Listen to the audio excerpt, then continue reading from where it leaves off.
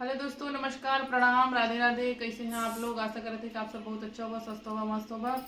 और देखा ही दीदी हरे आई हैं, भैया हरे हमें देखे खातिर और बहुत बढ़िया सोहर गीत लेकर आई हैं। तो ये गीत है यहाँ दीदी के अरीता ऑफिशियल चैनल मतलब पढ़े और हम लोग सब चैनल पर पढ़े।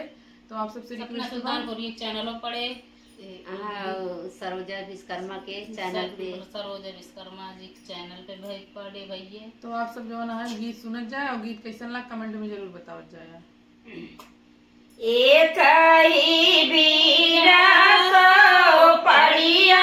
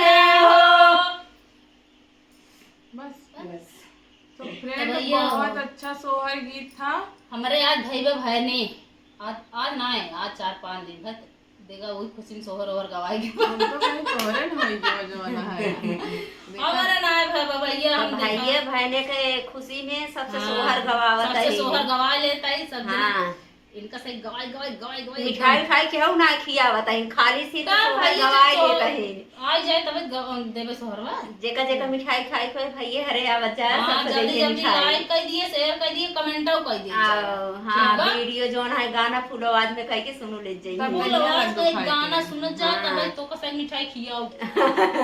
ठीक बा।